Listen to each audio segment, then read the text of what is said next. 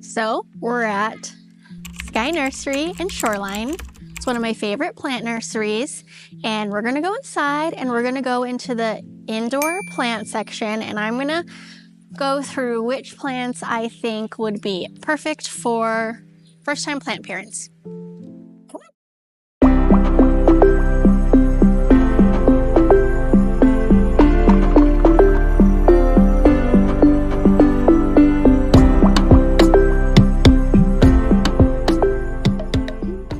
One thing I love about the indoor plant section at Sky Nursery is how warm and humid it is. It feels so good in here.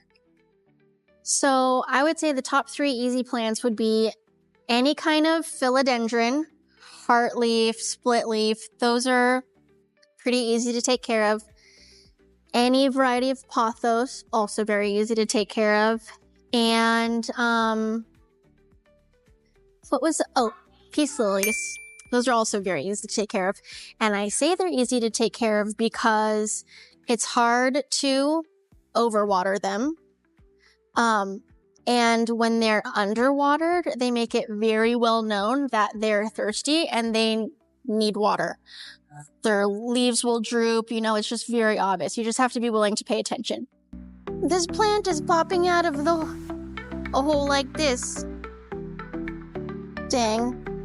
And it's $240. All right, let's talk about pots for beginners. If you have no idea what type of pot to buy for your plant, obviously you need to buy a pot that is going to accommodate the pot that the plant already came in. So pots like this are cool because it comes with its own saucer, and it does have a little hole in the bottom, so water will come out and it'll run into here. So that's kind of like an easy solution. But if you buy a pot that doesn't already come attached with a saucer, then you can get any kind of saucer. You can go to the thrift store and get dish plates or tea plates or whatever to put underneath a pot. So like these ones over here.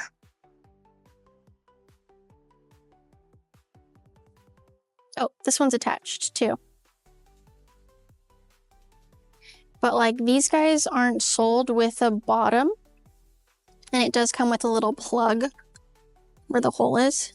So you would just get some sort of plate to put underneath it so that when the water comes out, it at least will stay in the plate and not get over all of your stuff. And again, these pots are expensive, like $16 for this size. Go to the thrift store. Sometimes you can find pots that don't have, or any type of vessel that doesn't have a hole in the bottom. And I have drilled holes in the bottom of ceramic things so that it can have a hole for my plant. But if you must buy new,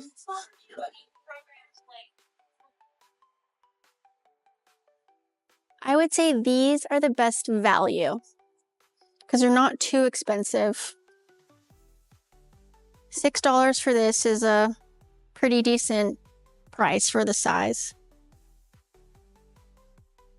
Again, these ones don't have holes, so if you're a risk taker, you can try putting a plant in here without the hole, or if you must have it be this shape.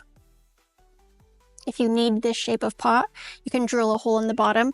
But one of the cons about having a pot that goes wide and then becomes narrow at the top is if you ever need to repot that sucker, like you can't pull this plant out of the pot. It is so hard because the root ball becomes like big here, but then this is narrow, so you can't just pop it out. So I recommend things that are smooth to come out of, or narrow at the bottom and big on the top, because then you could just pull the plant out. Also, sometimes pots have lips. Let me show you. Like this pot has a little bit of a lip, but sometimes pots will have bigger, thicker lips. And then again, it becomes really hard to take the plant out of the pot. This is an example of a pot that has a lipped edge. And then that makes it hard to pull the plant out if you need to repot it. This lipped edge, so make sure it's smooth. If you are not sure what type of soil to get, just get something that says potting soil, like you're putting it in a pot. So any of these that say potting soil will be good. Just look at the bag. But when I do potting soil, I usually stick with something like this that's like inexpensive. And then occasionally I'll add a little bit of this into my soil mix. So one of the good things about perlite, and you mix this with potting soil, I would say it's like 3 to 1. So you mix this with potting soil, and the point of it is to help with soil drainage, but also these little balls absorb the water better, so it keeps the soil moist longer.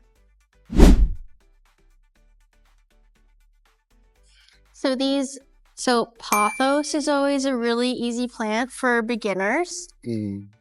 It's very obvious when they need water because their leaves kind of shrivel up, and you can't overwater them. So they can like live in water and be perfectly happy. So these ones are super easy.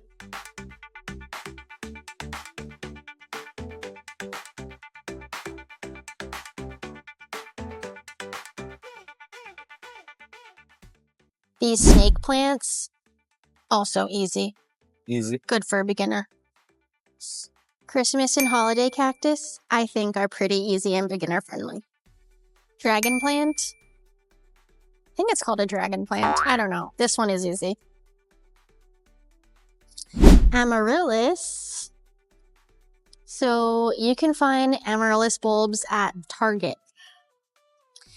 And it's easy to get them to bloom one time, but if you want to keep it and try blooming it again on your own, it's a little bit more challenging to do that. So usually when people get amaryllis, they end up throwing it away after the holidays, which is kind of sad. Lucky bamboo is super easy because it can pretty much live in water. You can't overwater it. Of course, you can underwater it. But as long as you keep the soil or whatever it's in moist, like maidenhair fern, I have one of these at home, and it just goes through phases where it like gets super crispy and then all the leaves die and then it grows back again. So like you'll be hard pressed to get your maidenhair fern to look like this at home. So spider plants are super easy. Again, they can live in water, so you can't overwater them.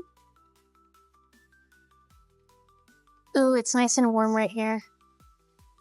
Split-leaf philodendron is actually I think philodendrons in general are easy plants. And they also like to make it obviously known when they're thirsty, so when they need water. But again, it's good to have, actually philodendrons can pretty much live in water, so you can't really overwater it, but as long as any of the plants you have are in pots with holes in the bottom to let the water run through it, like, you should be good.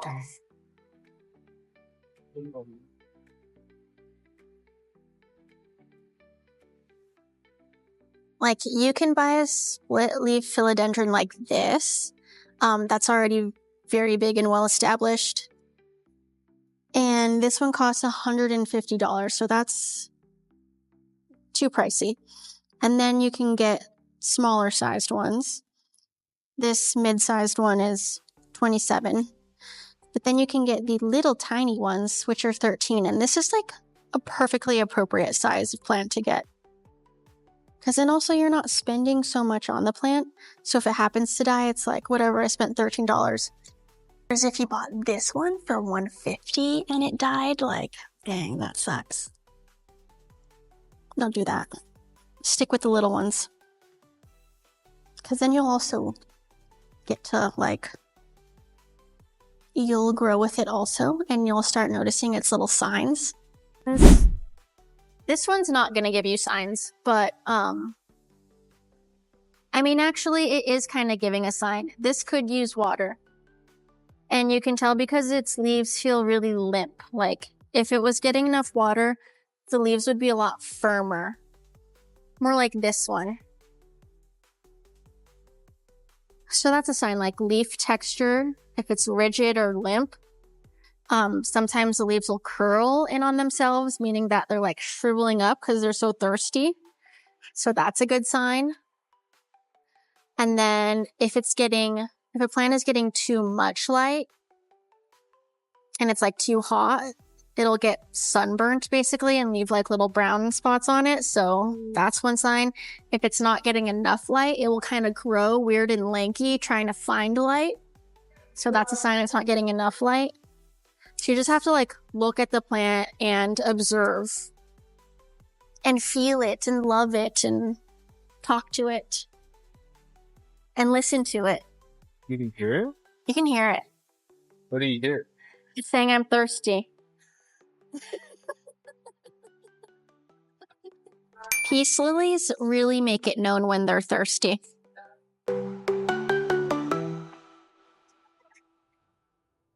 People like to swear that like succulents like these are easy to take care of.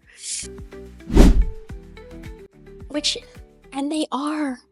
Succulents are easy, but they're also kind of challenging at the same time. So succulents aren't the best for beginners. They take a little bit of finessing. You would think a cactus would be easy because you don't have to water it that much. And that is true, but they still need to be watered. And the trick is not overwatering them. I mean, you would think a cactus would be easy because you don't have to water it that much. And that is true, but they still need to be watered. And the trick... This thing is $380. $280 for this other Norfolk pine.